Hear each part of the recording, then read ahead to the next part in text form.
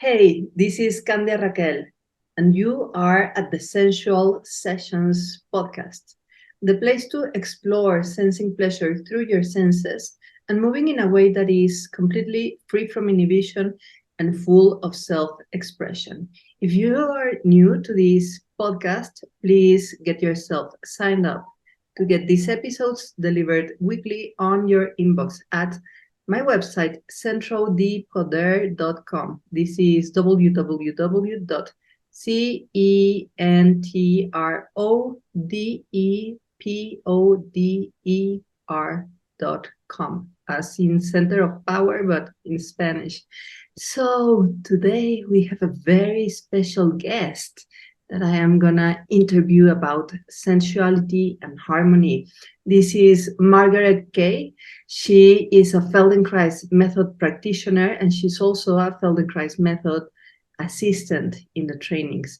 And she has conducted lessons in various institutional educational places, including the Australian Institute of Music and the Institute of Dramatic Arts. So welcome, Margaret. I am very happy to have you here.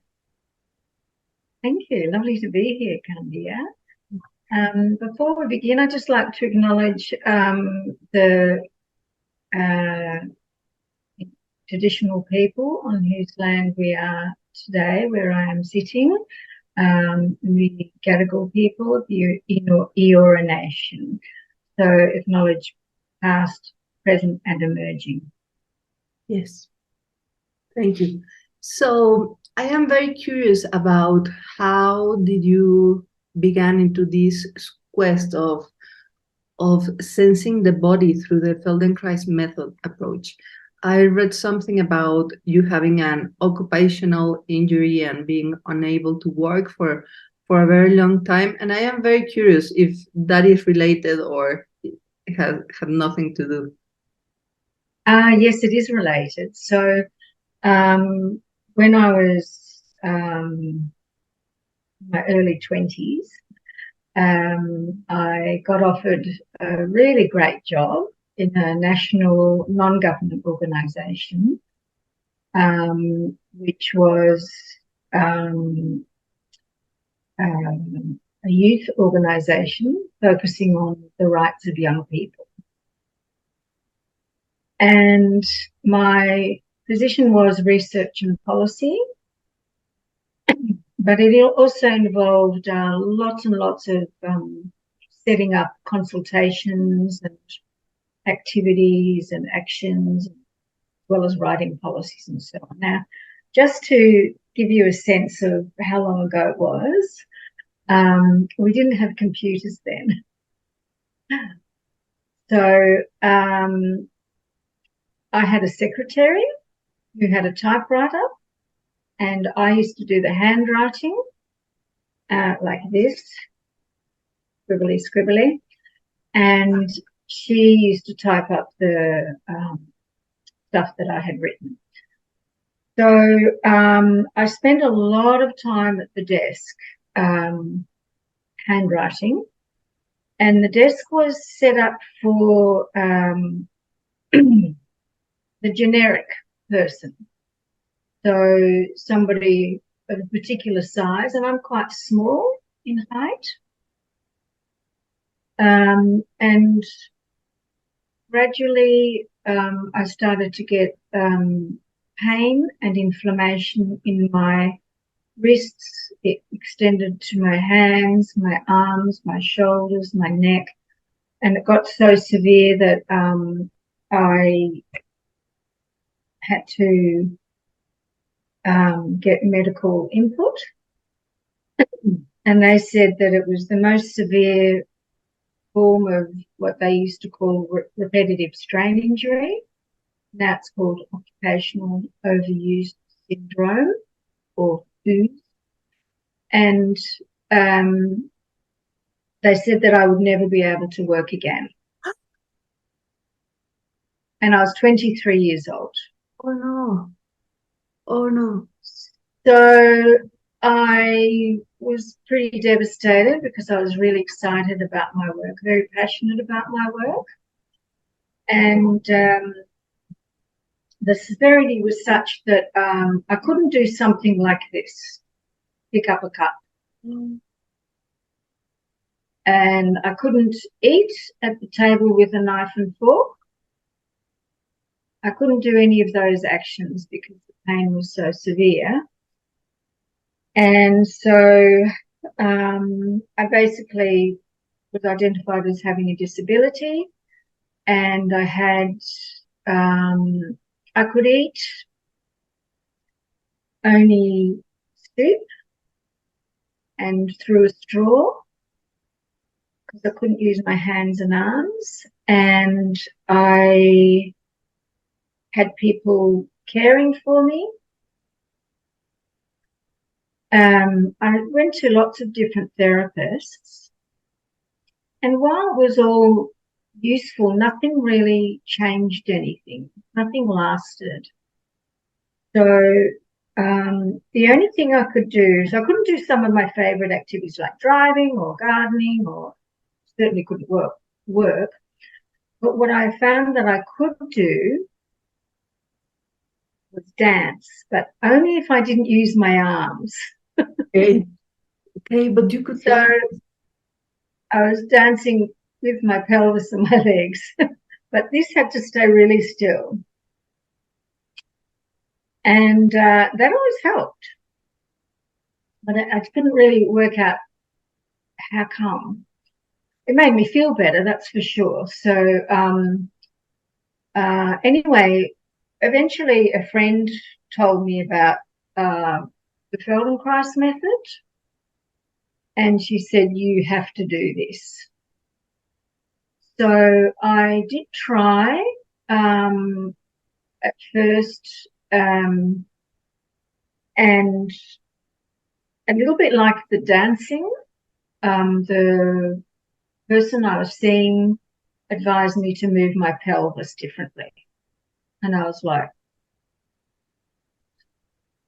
what about my arms? And it was very unclear.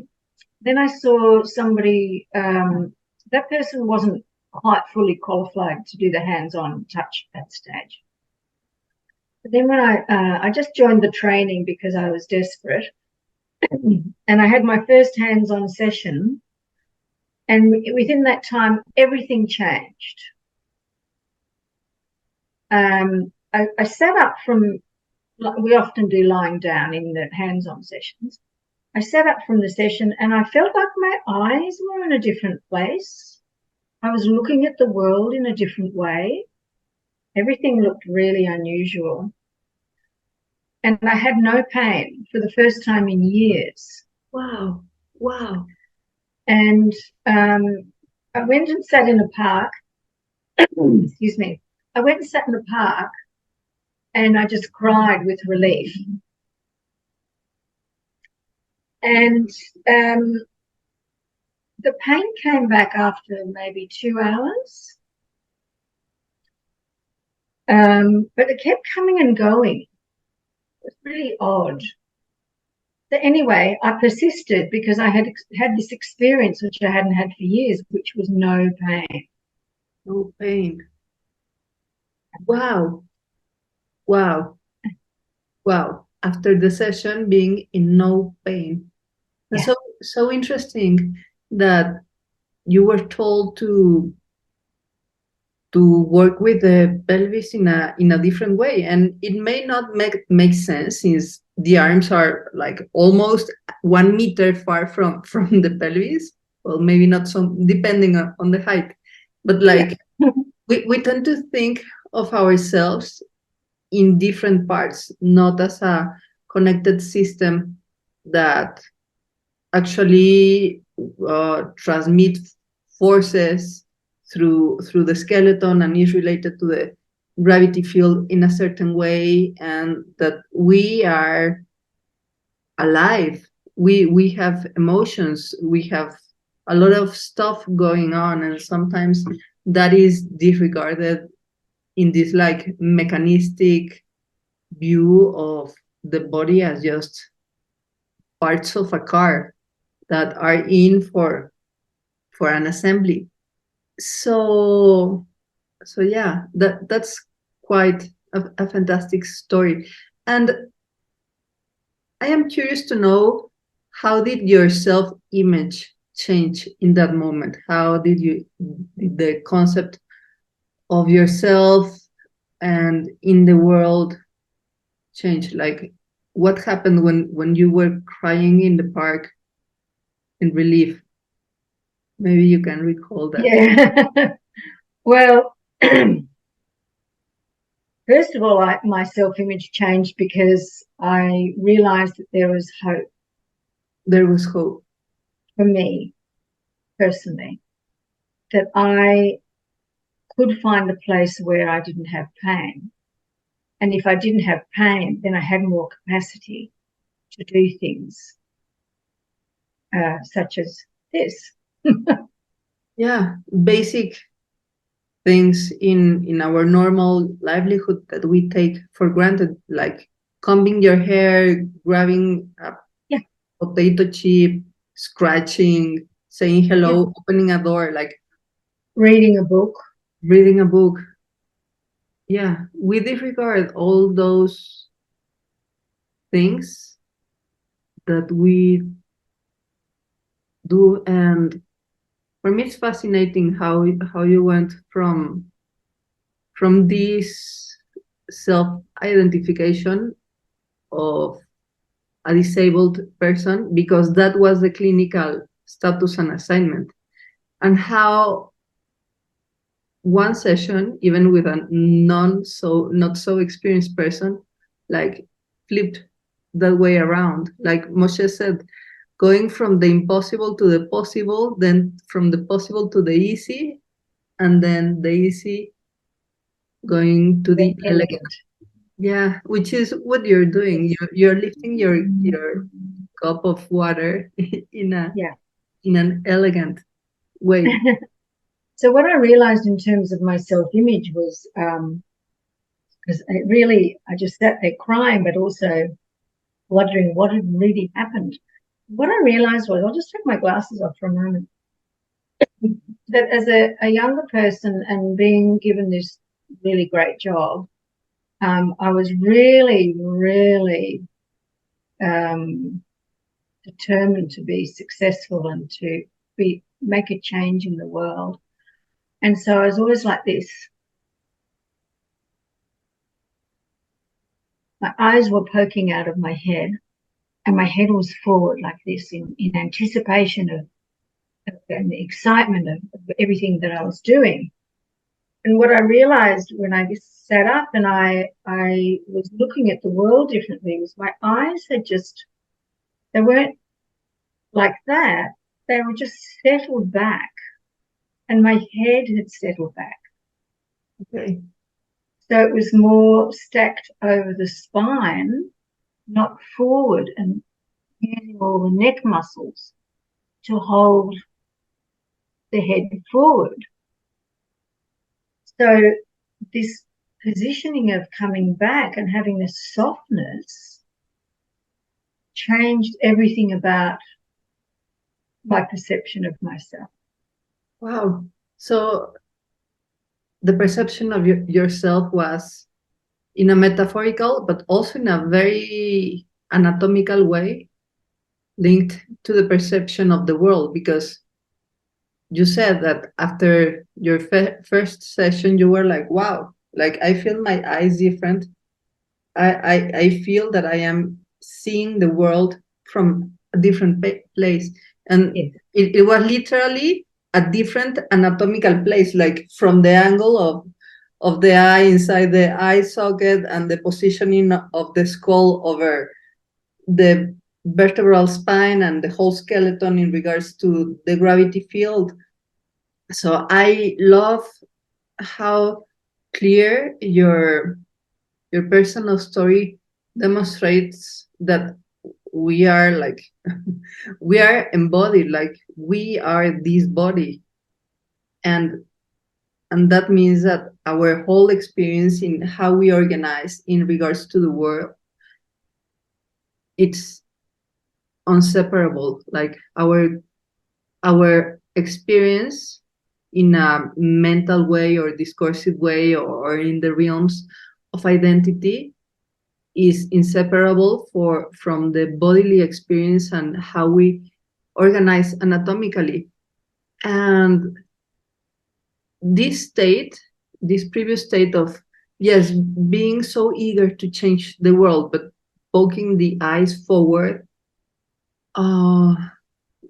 gives me also the impression that your focus was fully outward at the price of the internal focus, like at the price of this balance. And I can relate, and I can relate to that because I had a terrible back injury after falling from the stairs coming out of a teacher training of Pilates that I gave. I was so numbed and so disconnected from myself that and exhausted that I just didn't saw the stair and fell down. And then I continued working for months, sitting, and oftentimes I just lay down on the floor and teach the class however I could, like very stoically. But to me, it was very impressive that I lost all my willpower powers. So to say, like, I always moved forward in life by striving, by hustling, by pushing, by pulling, even by forcing my way in the world. And it was devastating internally, like emotionally, to discover myself fully handicapped and unable to exert the force of my spirit. That's how I felt. So I felt defeated. And then one day I was like crooked in an angle that was less painful, like to endure the session. And from there, I did a little adjustment where I was actually pain-free. And from there, I moved a little bit and I found like, oh, it feels good in this weird position that I found, because here I can breathe and I can move. And like, I continue through that path of gentleness, of listening to my body. And I became pleasure driven. Like, to me, pleasure became my North Star at a real physical, anatomical level. And it was by listening to my sensations and finding a way to move that was not only pain-free, but that was pleasurable, I could actually, for the first time, lift up from the chair and then continue walking and then leave the crane. And up till today, that's my modus operandi and why I did this Sensual Sessions podcast, because it's very practical. And I believe that when we turn into our own sensitivity and pay special attention to what feels good, we have a very clear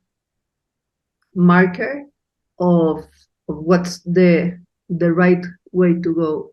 So yeah, I love to see that there are many of us that have gone through this like radical transformation from being like handicapped, disabled, in a non-sacrificial, stoic way, as we are told in our culture, through a gentle and a process that it does has a certain discipline to focus the attention more on the process, more on the experience moment by moment, than in the end game. Because like you mentioned, like you were eager to see a change in the world, and in my way I was also on this mindset of, yeah, I'm gonna create a legacy of Pilates that I got to accomplish to a certain level. But we often get derailed in our culture but by this like trophy mentality that at the end gets in the way to getting to that actual goal, because arriving is a matter of walking the walk. Oh, yeah, there's a lot there. What I wanted to say are two things about what you said. One of the things is that what you noticed is that you noticed.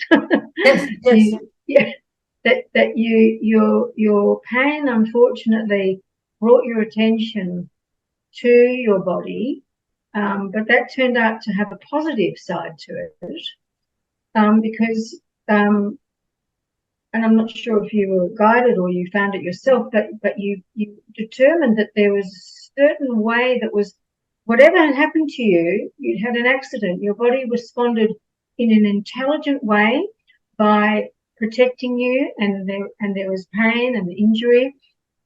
But what you then discovered was that that habitual pattern that you developed to maintain that was no longer necessary, that you could change that habit or pattern, because habits don't need to be bad, but pattern sometimes are no longer necessary, or they're imposed upon us by external demands. So, for example, I'm sitting in a chair now, and there's an imposition upon me about how I'm sitting. So I've got my legs like that. But also, as it happens, you can't see, but I've got my legs spread out. Now, if I was in another context, as a woman, I might have my legs close together. Typical. As there's gendered kind of impositions upon how we arrange our bodies, for example. But if I find out that it's more comfortable, which it is right now, for me to sit like this because of how I'm seated, then I can take that. And that, coming back to another thing that you said, that is a radical act. Yes, yes. It is a radical act to, well, it's not, I mean, the self-care movement is everywhere now, but it's a radical act to actually listen to yourself, determine what works for you. And that's what I realized when I was in my 20s and I had this experience where I was completely incapacitated. Then I realized that I could do this work, the Feldenkrais work, because I never planned to do it as a job. I planned to go back to my previous work, and I did, actually. But that's another long story. But it's a radical act to determine for yourself what your self-image is. Yes. So, and that's all about your sensory experience. It's not just about your relationship to the external environment and the imposition of what is expected of me in certain contexts, depending on my culture, my gender, all sorts of things, the furniture I have to sit in. But it's dependent on my experience. Who am I? How can I get to a place where I feel more at ease to be more able to do what I want to do? So I'll give you an example. Yes. And I use this example a lot. I'm a 4-year-old child, and I've spent my years so far exploring the world, crawling, rolling around, laughing, grabbing toys, looking people in the eyes and smiling, crying when I need to. And then I go to school. And I'm told to sit still.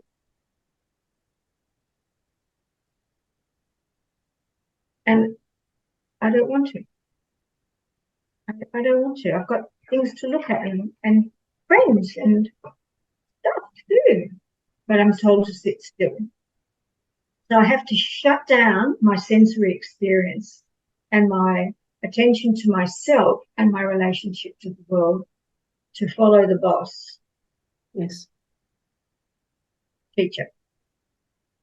I'm not quarreling with the teachers. I know they do a fantastic job. It's just that there's a tradition in most schooling arrangements for the child to sit still and focus, and then if they're not doing so, they're in trouble or they're determined to have something going on with them. And so they have to shut down their sensory experience. They're also told to sit straight. What is that? What is that? What does straight means? Because one would think straight is like a line. But if we see the anatomy of our spine, like I have a skeleton, for the ones that are listening, just picture a skeleton sideways and you will find out that the spine is everything but straight. We have curves, and these curvatures are super important for spinal health and mobility. Yes. Like actually, when those curves are distorted, we find spondylolisthesis, or we find herniated discs and a lot of problems. So this is an anatomical contradiction, to be indoctrinated to do things that to start with are not true. Like we cannot sit straight, and that we have to fit in the box of our little chair in the kindergarten and follow a task.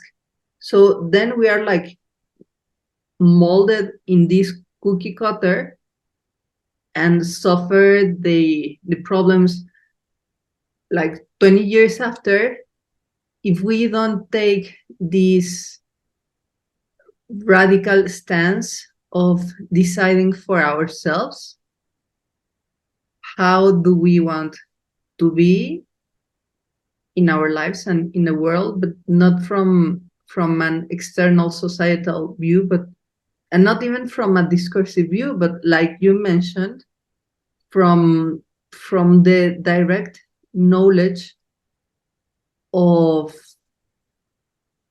your sensitivity, of what you perceive through the senses. Like when we were little, and I mean, the other day I read a quote from Margaret Kaye Feldenkrais that said, no one learned to walk by walking. And of course not. There was a process that led to that. And what is most fascinating is that no one taught us how to walk, which is a hyper complex anatomical function. Like we were babies, we didn't even know how to speak, and we already taught ourselves how to roll on our bellies, how to sit, maybe how to crawl, which is super advanced. So in this culture and education, we put on a pedestal all these like thinking with a language, like this discursive thinking, to the point that we get identified with what we think. Like we think that we are who is thinking and what thinks, instead of acknowledging that that is only one aspect of our whole awareness. And this opens the invitation to come back to our sensitivity in a pleasurable way. So I want to ask you, on what's your take on pleasure and sensuality and sensitivity? How is like your experience and okay, can I just step back a little bit?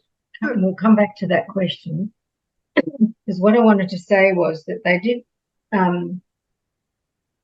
a study of children in Romania at the time, in an orphanage, who had very little chance of mobilizing themselves do all those explorations that get you to walking, and they had very, very little human interaction in the form of touch in particular. And what they found was, because they had basically been neglected, they were disabled. Okay. Wow. They had their movements restricted in contained cots and containers and stuff. So they weren't able to make those explorations of shifting themselves in their environment. But more particularly, they had hardly any human touch. And so obviously their speech was limited because they hadn't had much interaction, but also other capacities that we expect of humans were really limited.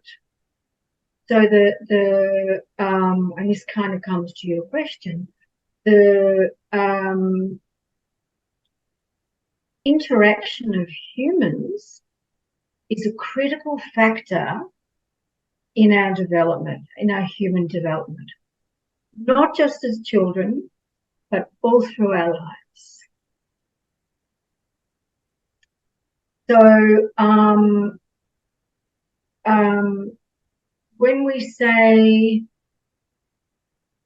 pleasure and sensitivity, that can have many kind of facets to it. So let's just say, as a small child, it's just the pleasure and joy of moving around. So, for example, if Feldenkrais had a child with a disability who wasn't able to crawl, let's say, he was moving the child around. He would put something in their reach or just out of their reach that was really interesting to intrigue the child, to get the child curious or excited about the toy in front of them. And they would then have the intention of getting there, and that's how they would start to change their interaction physically, not only the shape of the body, but interaction with the physical environment around them, and learn how to shift their weight, how to keep their eyes focused so they don't fall. And all these basic human reflexes that we have were triggered by these actions. Now, so interesting to understand that neglect is disabling, and that in a way we learn about ourselves, like our self-image, through touch and through interaction. Like, we are not isolated. But then at the same time, if these interactions have been less than sustaining, then we have like imprints of at least empty areas of development that never got to grow because those areas in the garden were not watered. So yeah. So it's very interesting how Moshe, by placing, say, a toy close to the kid, in a way supported the kid or the baby's agency, their ability to recognize their desire, choose upon that, and taking action for going towards it, which is actually the path. Like, of course, the goal is that the baby moves and shifts the weights and reaches it. But this work at the very level of the self, of the sense of self and and the self-image. Exactly. And the more that they have the touch and the interaction with the physical environment and the capacity to do so, the more the neurons fire in the brain. The neurons that fire together stay together. I've got to quote something like that. I can't remember what it is. It's something like that. So, the sensory cortex, which is part of the brain, is stimulated, and literally the neurons are firing when new activities occur. So, just as an example of just things we're talking about children, which wasn't what I expected we mainly talk about, but we are.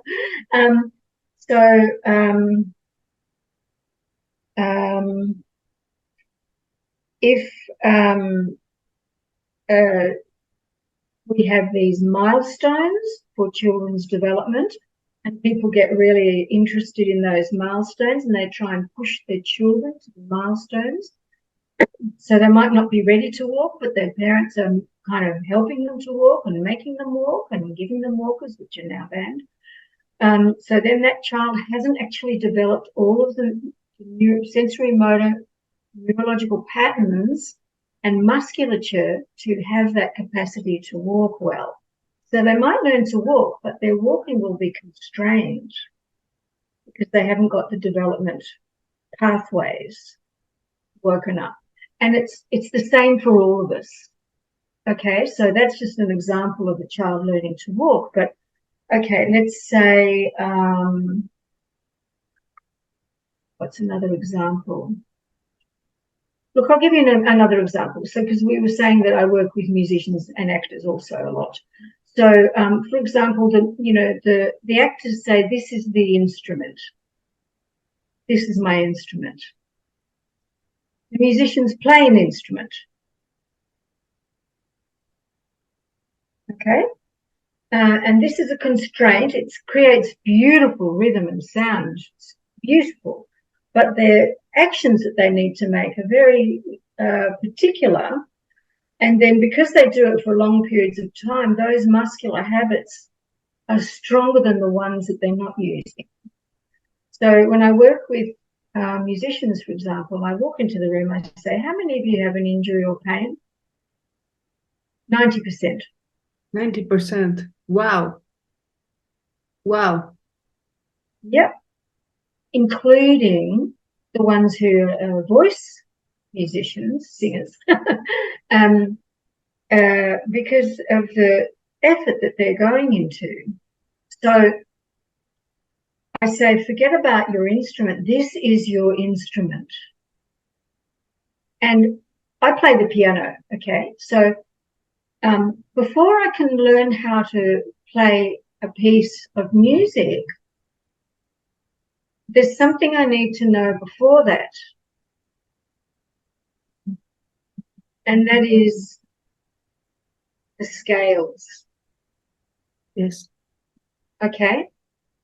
I need to know the scales, and I need to understand rhythm.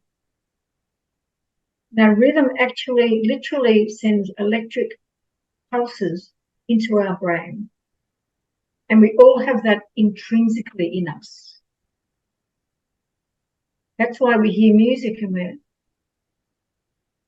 something lovely about it. Yeah. And so it's the same with human activity. You need to learn the scales before you can play the symphony. Yes, go through the process first. You go through the process first, then you have the detailed, coordinated rhythm.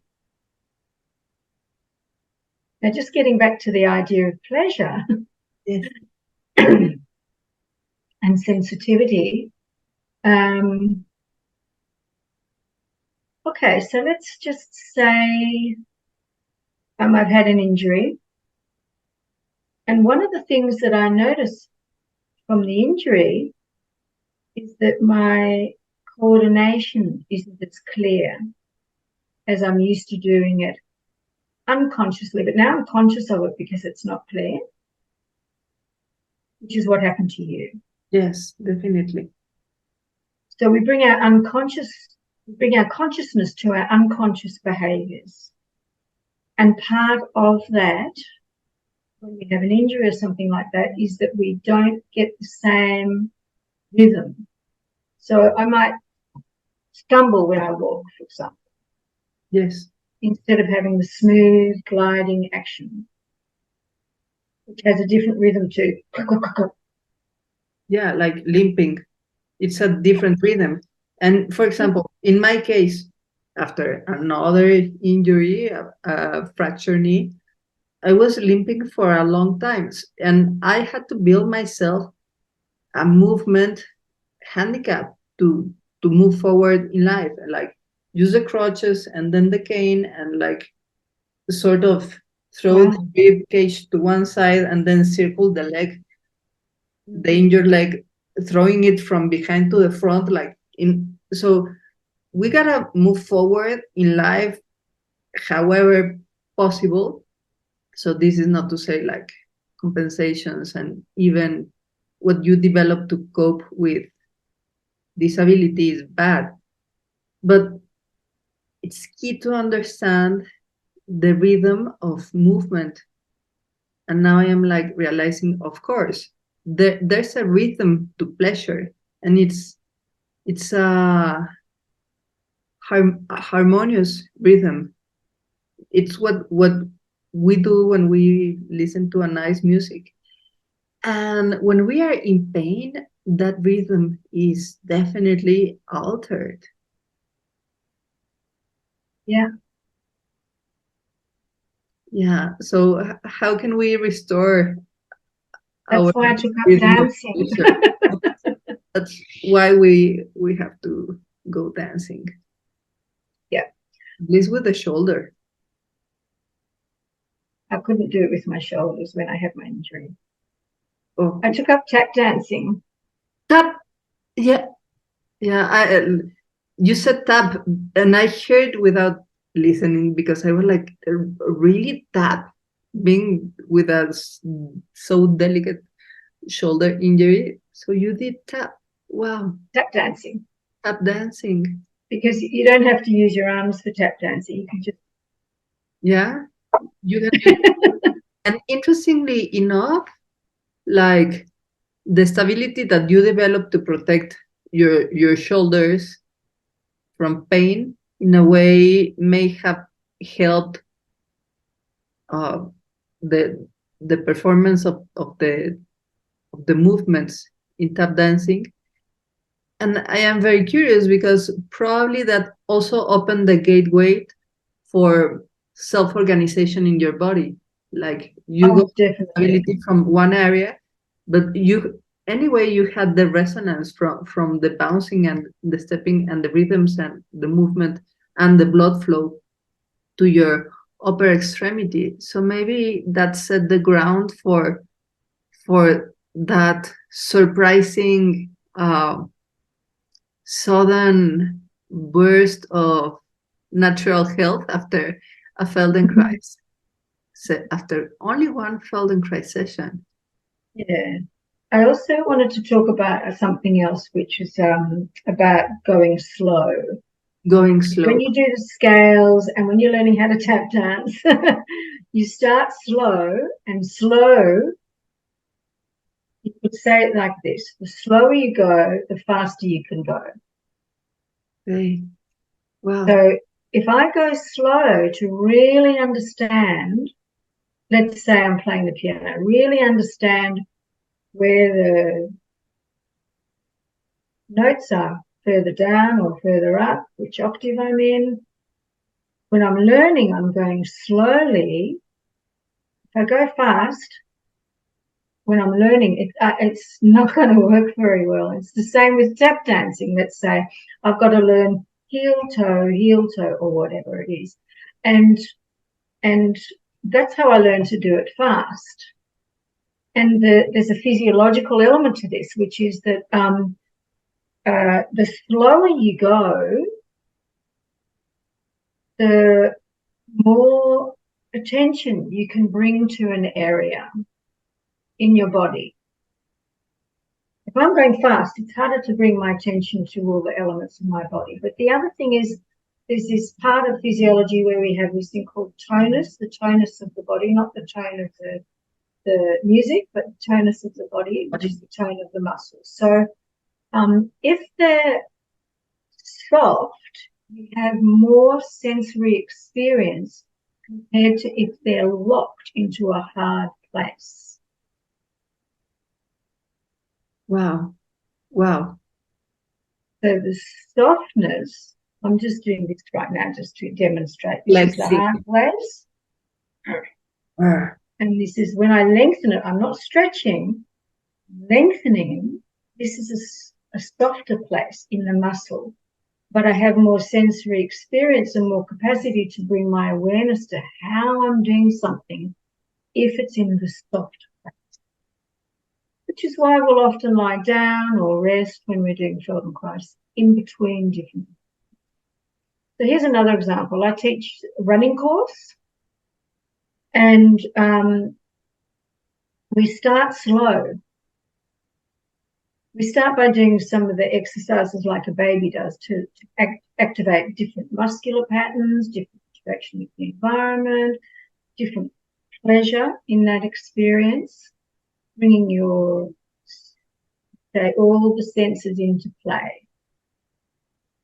And then we take it into running and we go slow. Now, I learned this when I was a child, when I went to Girl Guides. And we would go running, and we used to do 10 steps of running, 10 steps of walking. But when I run my course, we do it like this. We all run with the slowest person in the group. No competition. Wow. Put that out of our minds. Nice. We go with the slowest person. And then the first person that wants to stop, pause, go slower and take it into a walk, we all follow them. We go slowly, and as we do so, we integrate into our bodies the deep sensory awareness of all the different mobility coordinations that are the most efficient for a fast action. Wow. That's running fast. Yes. So I work with athletes, for example, and we go slow. In order to learn fast, rather like the scales.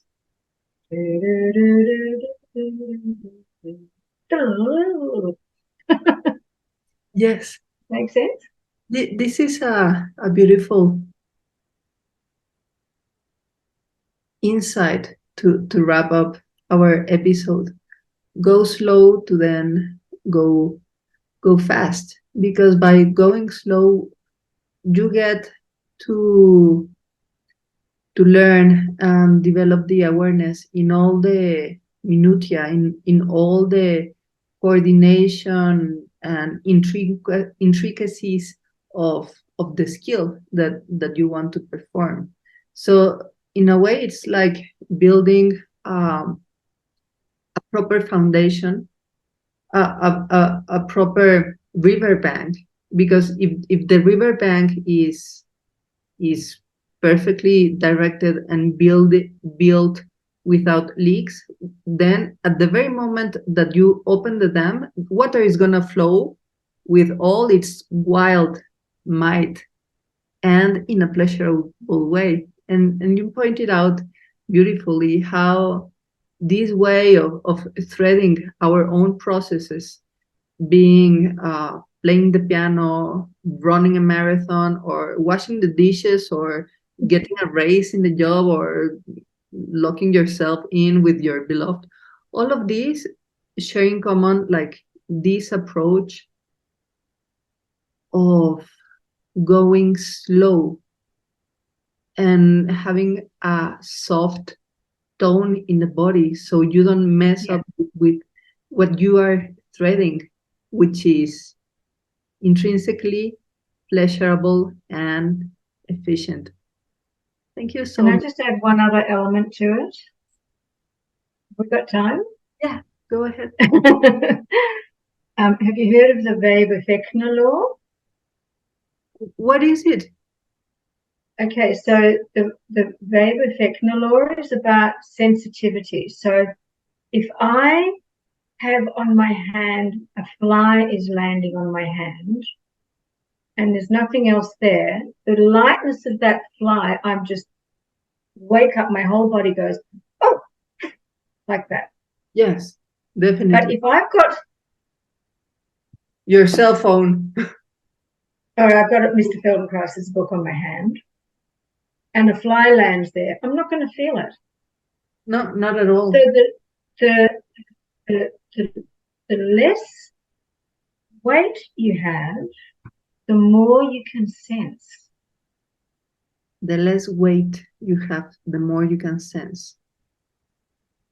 So that's another configuration that we could go into in detail, but it's also about the sensitivity and the fine slowness or quietness or smallness of the sensitivity gives you more capacity. I'm not saying don't hold weights, I'm saying that's a learning process that we can enable. Yes. Yes. Low pressure, rhythm, going slow, low tone, and touch, which means more sensitivity, more awareness, and ultimately more efficiency and pleasure. Yes. Can I take you through a 5-minute movement lesson? Please. Okay. For this, you need to close your eyes. Stay seated like that. And bring both of your palms up so they're facing each other, but at the shoulder distance, with your eyes closed. Now keep the left hand exactly where it is and hurry up and put the right fingertips to the left fingertips. Hurry up. Take it. Oh, yeah. Okay, the left hand stays in place. And notice, did you find the fingertips straight away? No. Now stop for a moment, pause for a moment, and notice that you also hit it really firmly. Yes. Now this time, keep the left hand in place and take the right hand slowly towards the left hand to touch the fingertips. Wow. And notice how sensitive you are, and notice how you found them this time. Try it again.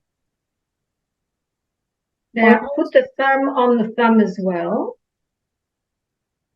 And now with the right hand only, make tiny little circles on the left hand fingertips.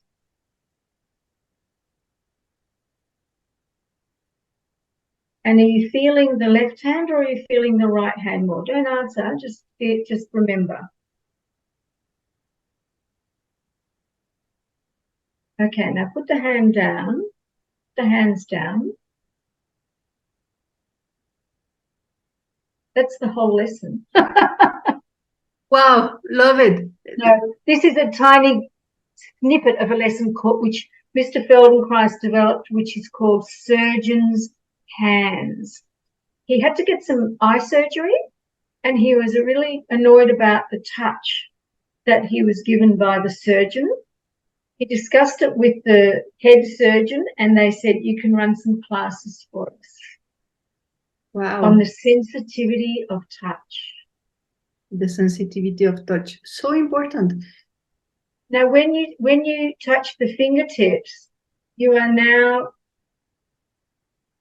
waking up a huge part of the brain because the fingertips have the most part of the body that has the most nerve endings in them compared to other parts. So you have woken up a huge part of your brain by just doing those tiny actions with the fingertips. I call it highlighting. You're highlighting part of your brain.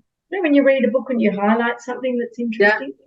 this is what's happening. A huge part of your brain is being highlighted because of the gentle touch that you're using. Yeah, a whole difference. It was so interesting the second time when I went slow, because I felt as if following a magnetic highway. I think Yeah. I coordinated better that time than with now with the eyes open. And it was so interesting that my first knee-jerky, I want to do it and everyone's watching me and I gotta do it, and yeah, using So this. this is many things are happening. You're building your own kinesthetic sense, your sense of yourself. Your brain, once I suggested that you do it the next time, your brain had time to map the magnetic pathways, you put it. Yes. The brain had time to map it. So you increased your capacity. Yeah, But evidently. the other thing is the sensitivity of the touch, sensuality of the touch Yes. is key to it. Yeah, a completely different experience of doing the same just by trying it slower and having a gentler touch. Yeah. Yeah. Liking this so much, Margaret. Really appreciate it. Tell us, how can we learn more from you? Well, my website, I'll tell you what my website is. It's called feldenkrais.net.au, AU for Australia. There's many ways. You can purchase some recordings. For example, I've got the series for the running. It's called Running Easy. So there's some recordings that you can purchase. I do lots of one-to-one sessions in person and online, and also run many movement classes, group classes. Instagram. Also, you can go to my Instagram account, which is, I know that you know, and the Instagram account has mainly one thing on it. It's drawings. It's not the entirety of my work, but it's drawings, and they're the drawings that I do when the individual clients, I give them a practice to practice when they go home. So it might be a drawing of the fingertips, because we all have different learning capacities. Some have more visual, some have more kinesthetic, etc., etc. But it's just a little trigger to remind people to do certain actions. So you'll find on my Instagram account, which is Margaret Kaye Feldenkrais, at Margaret Kaye Feldenkrais, that there are many, many drawings with just a few, but it's usually just one action. So the latest one that I did, for example, was somebody who I've been seeing online. She's a gardener. She lives on a farm. She had a sore back, it's gone, but she wanted to know how to clip her trees better. So it's just a drawing of arcing her back to do that. And she was like, oh, I didn't realize that, because she was doing this. Oh, so difficult. Your head forward. And then if you arc the back, you support the strength of the arms. That's just a drawing of somebody reaching up and how to do it. Yes, I love your drawings. Thank you so much, Margaret. It's been a pleasure talking with you here at the Sensual Sessions podcast. And thank you, Sensualist. Please visit Margaret. No. What's your website? Feldenkrais. Feldenkrais.net.au. To check on Margaret's downloadable courses, and also if you want to connect with her, book her one-on-one session. And also follow her on Instagram at Margaret Kaye Feldenkrais. If you haven't got it already, go grab the free guide to awaken sensuality at www.centraldepoder.com. This is www.centrodepoder.com. Central de Poder, a center of power, but in Spanish. So, catch you next time. Until then, remember to take the time to sense your fire so you can share your flame.